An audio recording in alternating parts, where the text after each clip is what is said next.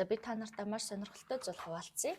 Энэ 2021 оны 10 сарын 29-нд би Монгол Улсын их сургуулийн оюутнуудад нэг лекц урилгаар уншиж байсан. Тэр лекцний дараа надад тэр лекц уншиж өгсөн талархаад энэ дэвтрийг бэлгэлж исэн байна. Тэгээд энэ дэвтэр надад маш их таалагдсан учраас өөрийнхөө сурж исэн шившлэг, залбирал, тарин гэх мэтчлэн сүнслэг энергитэй холбоотой зүйлүүдээ бичиж тэмдэглэж исэн. Тэгээд өнөөдөр энэ дэвтрийг бүр мартчихж зур санамсаргүй ингээд онгоолгоод хуучин юмнуудаа харж байгаад онгойлгосон чинь гэрээ хамгаалах буюу өөрийгөө хамгаалж байгаа хоёр шившлийг бичсэн байна. Тэгээд та нартай энийг хуваалцъя гэж бодоод та нар минь гой сонсож аваад хийж үзмээр санагдвал туршиж үзээрэй. За ингэдэг гинэ юу ч хийхгүйгээр би болж чаддаг хүчнүүд гэж байдгаа, шившлгүүд гэж байдгаа. Тийм болохоор өөрийгөө хамгаалах шившлэг хийхэд анхаарах ёстой зүйлүүд гэж байна. За нэгт нь ариун орчноо бэлднэ. Юу вэ гэхээр гой залбирлын цагаан өнгийн лаас агаад амьсгалаа хамраараа аваад амаараа гаргаад биеэ бэлдээд за ариун орчин гэдэг нь давстаа ус ч юм уу уусмал бэлдээд эргэн тойрондоо цацах эсвэл хүч асаахыг хэлээд байгаа.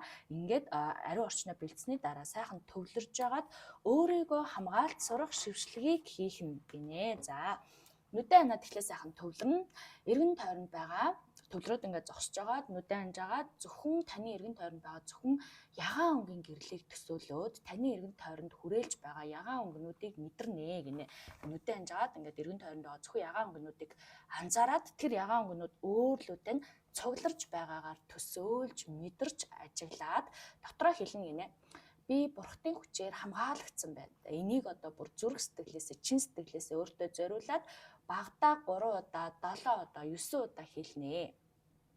За ингээд сүүлийнхээ удаа хэлж дуусны дараа амьсгал аваад гаргаад доошоо ингээд суугаад газарт ингээд гараараа тогшоод бүх муу муухай зүйл бүхэн газар шингэдгээ гэж хэлнэ гинэ. За ингээд өөрт тань байгаа дотоод буюу гадаадаас ирж байгаа муухай зүйлүүд бүх зүйл ингээд газар шингэдгээ гэж хэлээд газар руу ингээд тогшоод ингээд шингээж байгаа юм шиг мэдрээд тэгээд хамгаалтаа дуусгана гэсэн байна. Энэ нь бол ерөнхийдөө өдөр болго өөртөө хийх шившлэг буюу өөртөөгөө ажиллах, өөрийгөө хамгаалах одоо арга байна. Дараа нь гэр орноо хамгаалах аргаа гэд бичсэн байна.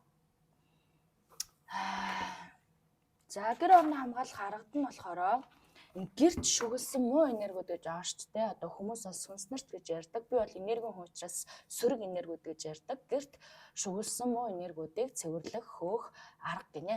За энд нь нэг аяга далаан давс юм уу эсвэл жамц давс гэж болно гинэ. Нэг аяга давс, нэг шилэн аяга ус, нэг аяга rosemary тэгээд тэр дотроо өөрийнхөө мэдрэмжээр жижиг хумс сарамсуудыг арилгаад хийн гинэ. За ингээд энэ жаруудаа шилэн аяган дотор бүгдийг хийгээд модон халбгаар хутгаад холиод уусмал бэлдэх юм байна.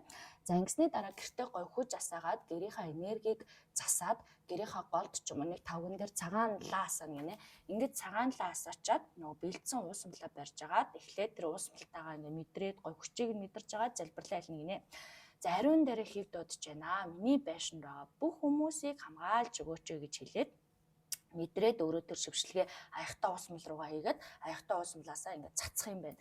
Гэхдээ цагийн зүүнний эсрэг тойроод гэрээ тойроод тэгээ гэрийнхаа бүх хэсэг булан тохоотын хан тааз бүх юм руугаа ингээд цацаад залбирлаа чанга хилээд цацаад байна гэсэн байна. Тэгээ үлдэгдлийн нь сайхан асгаад цэвэрлээд аягаа цэвэрлээд тавьчих болно гэж ингэж хэлсэн байна. Бичсэн байна. Тэгээ дараа нь энд болохоор сахиус нь тэнгэрүүдтэй холбогдох